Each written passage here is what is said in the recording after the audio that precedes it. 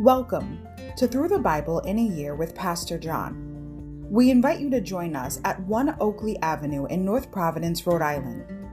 This podcast is presented to you by The Way Ministries, supported by listeners like you. For donations, live videos, podcasts, and more, please visit www.thewayministriesri.org. Thank you and have a great day.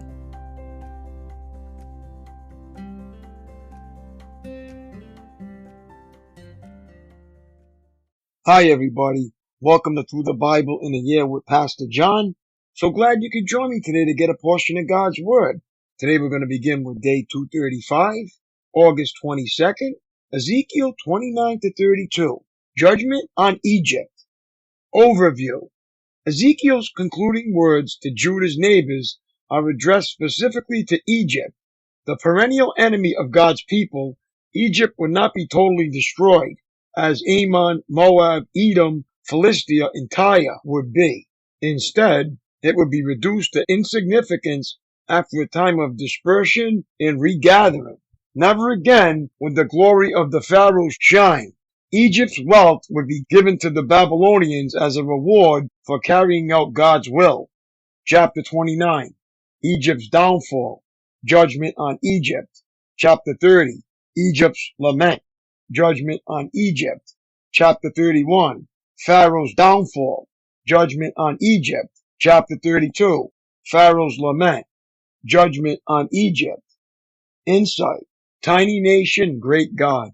Ezekiel 32, 1 to 32, the prophet devoted a large section, fully 1/6 of his prophecy, to a denunciation of Israel's neighbors. It may seem strange to you that so much attention should be given to pagan countries in a book written to bring encouragement to God's people in exile. Consider the relationship of Israel to the world around it. Compared to its neighbors, Israel was a tiny nation, only a few thousand square miles in size. But by being located along the primary Near Eastern trade routes, Israel became significant to the foreign affairs of Assyria, Babylonia, Egypt, and Persia.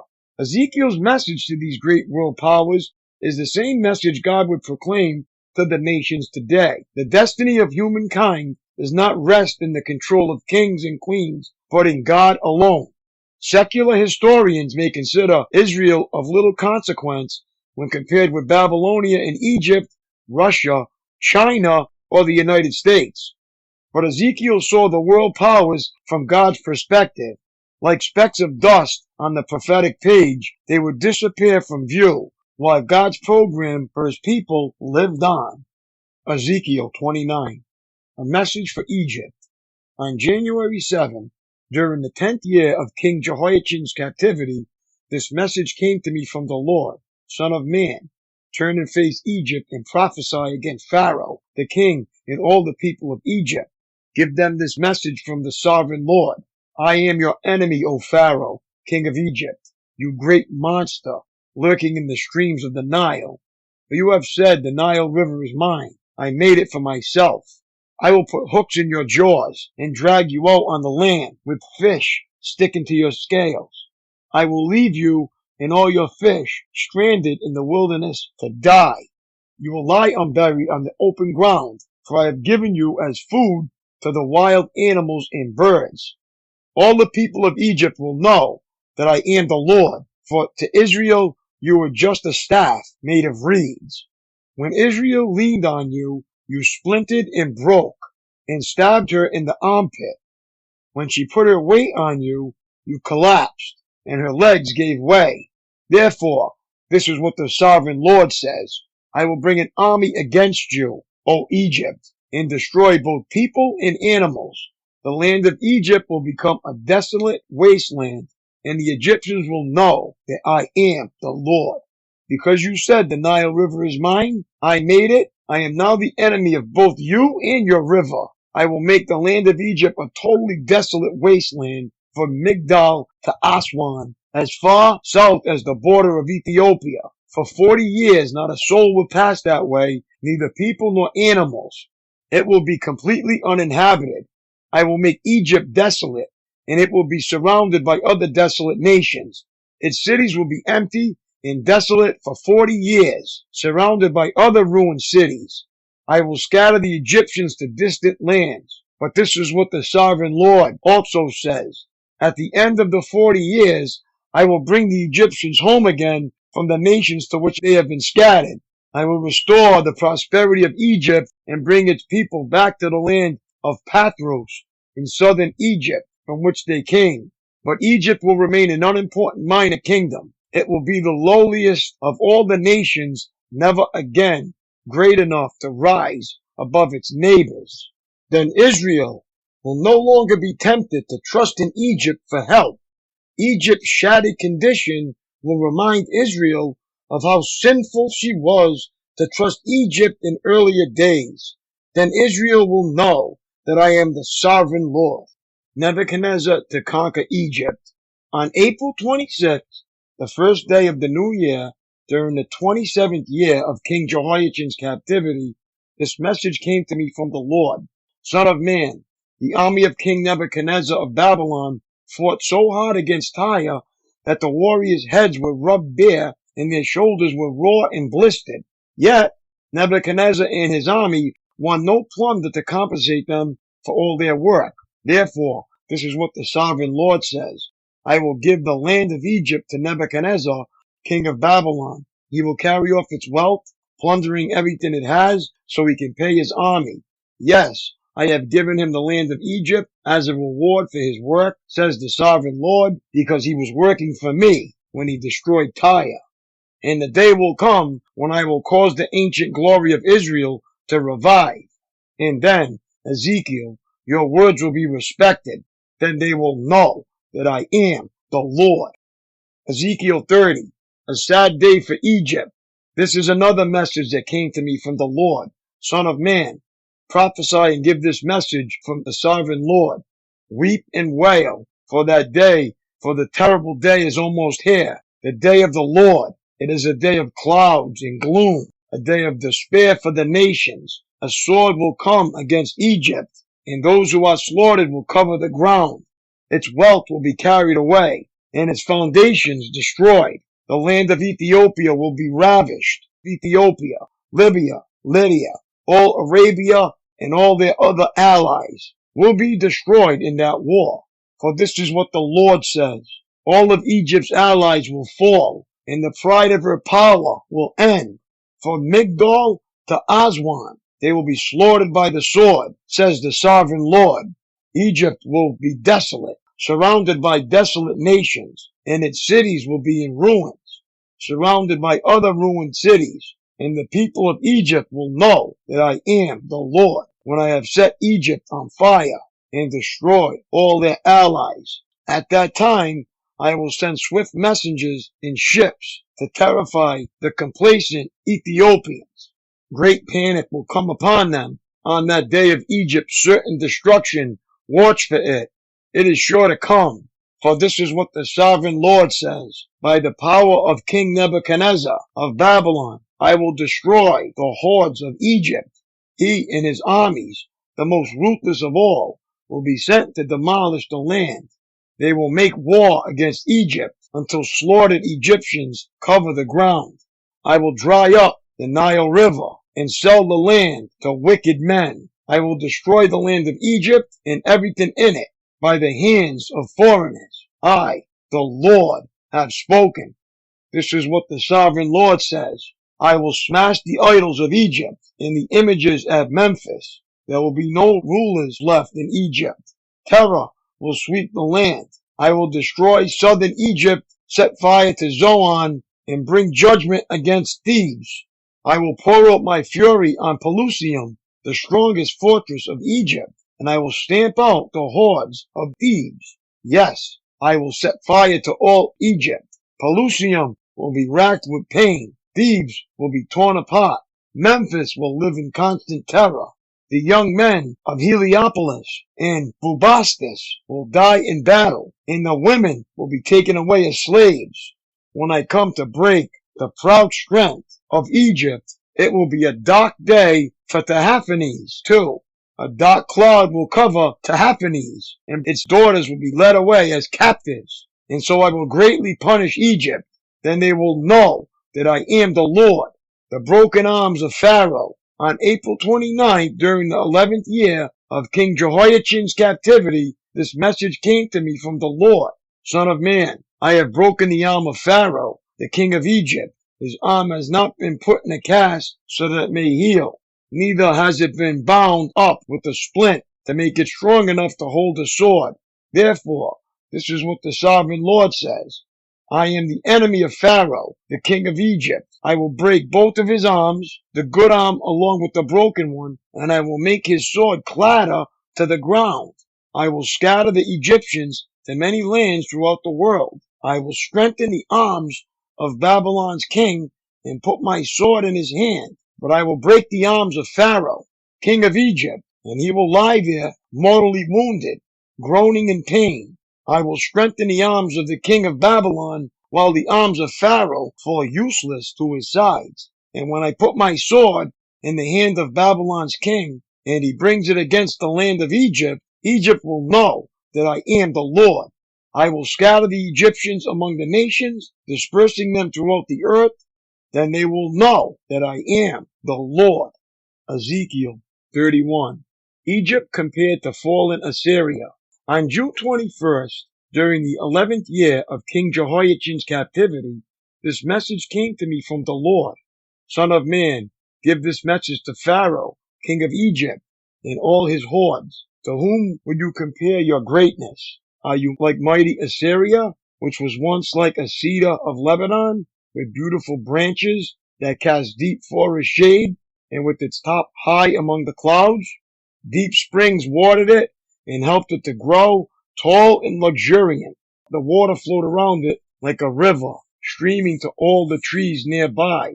This great tree towered high, higher than all the other trees around it. It prospered and grew long, thick branches because of all the water at its roots. The birds nested in its branches, and in its shade all the wild animals gave birth. All the great nations of the world lived in its shadow.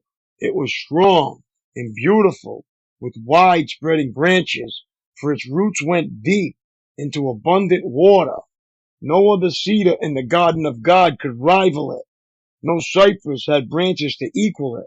No plane tree had boughs to compare. No tree in the garden of God came close to it in beauty, because I made this tree so beautiful and gave it such magnificent foliage, it was the envy of all the other trees of Eden, the garden of God. Therefore, this is what the sovereign Lord says.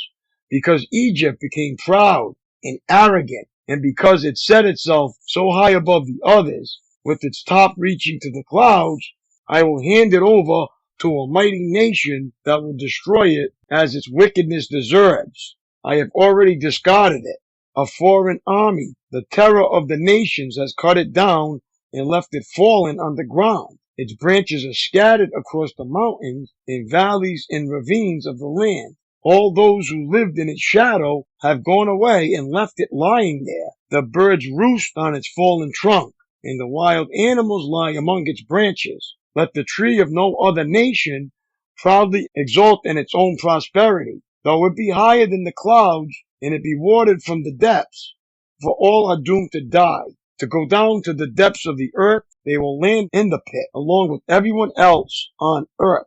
This is what the sovereign Lord says. When Assyria went down to the grave, I made the deep springs mourn. I stopped its rivers and dried up its abundant water. I clothed Lebanon in black and caused the trees of the field to wilt. I made the nation shake with fear at the sound of its fall, for I sent it down to the grave with all the others who descend to the pit, and all the other proud trees of Eden, the most beautiful and the best of Lebanon, the ones whose roots went deep into the water, took comfort to find it there with them in the depths of the earth. Its allies, too, were all destroyed and had passed away. They had gone down to the grave, all those nations that had lived in its shade. O Egypt, to which of the trees of Eden will you compare your strength and glory? You, too, will be brought down to the depths with all these other nations. You will lie there among the outcasts who have died by the sword, This will be the fate of Pharaoh and all his hordes. I, the sovereign Lord, have spoken. Ezekiel 32, a warning for Pharaoh. On March 3rd, during the 12th year of King Jehoiachin's captivity, this message came to me from the Lord. Son of man, mourn for Pharaoh, king of Egypt, and give him this message. You think of yourself as a strong young lion among the nations, but you are really just a sea monster, heaving around in your own rivers, stirring up mud with your feet. Therefore, this is what the sovereign Lord says. I will send many people to catch you in my net and haul you out of the water. I will leave you stranded on the land to die.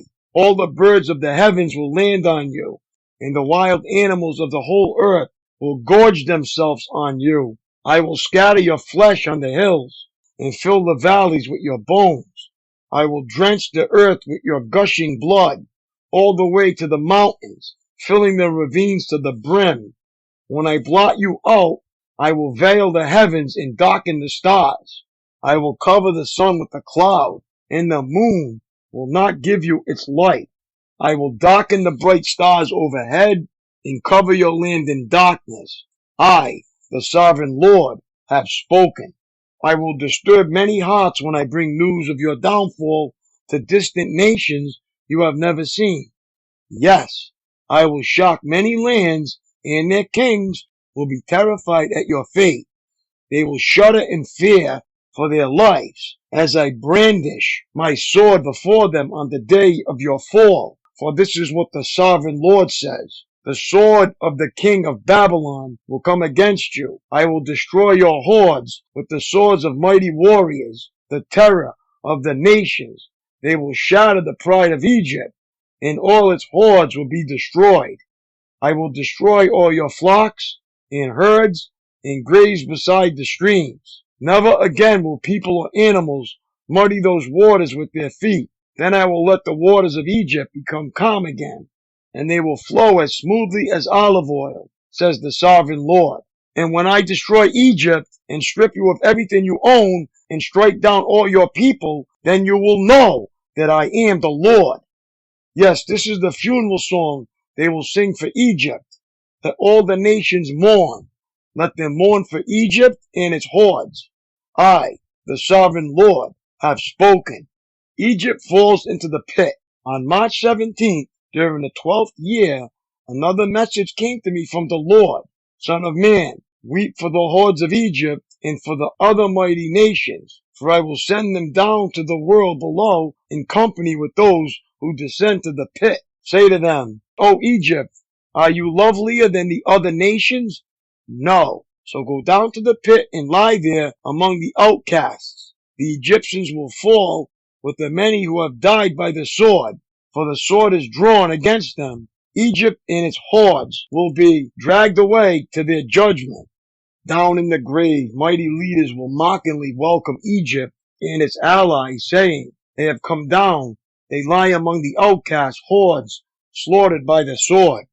Assyria lies there surrounded by the graves of its army. Those who were slaughtered by the sword, their graves are in the depths of the pit, and they are surrounded by their allies. They struck terror in the hearts of people everywhere, but now they have been slaughtered by the sword. Elam lies there surrounded by the graves of all its hordes, those who were slaughtered by the sword.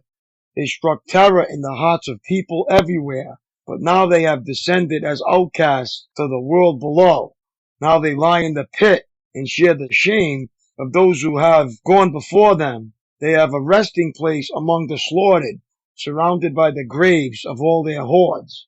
Yes, they terrorized the nations while they lived, but now they lie in shame with others in the pit, all of them outcasts slaughtered by the sword. Meshach and Tubal are there, surrounded by the graves of all their hordes. They once struck terror in the hearts of people everywhere, but now they are outcasts, all slaughtered by the sword. They are not buried in honor like their fallen heroes who went down to the grave with their weapons, their shields covering their bodies, and their swords beneath their heads.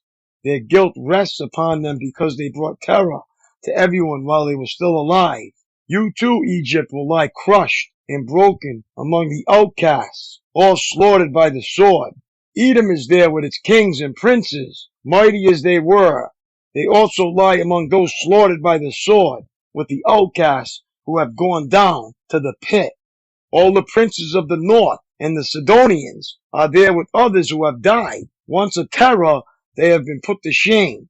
They lie there as outcasts with others who were slaughtered by the sword. They share the shame of all who have descended to the pit. When Pharaoh and his entire army arrive, he will take comfort that he is not alone in having his hordes killed, says the sovereign Lord. Although I have caused this terror to fall upon all the living, Pharaoh and his hordes will lie there among the outcasts who were slaughtered by the sword. I, the sovereign Lord, have spoken. My daily walk. God has always been in the business of working with the remnant, not the majority. Do you feel you're in the minority as a Christian? The next time you're tempted to say, I'm a nobody, the church has so little influence, I'm insignificant, think about little Israel, like Ezekiel. Get your eyes off yourself and fix your focus on God. It will do wonders for your perspective. If you don't climb the mountain, you can't see the view. That is so true, my friends. That's all for today. Have a great day. It was great reading along with you. God bless, and I'll see you tomorrow. Lord willing. Peace.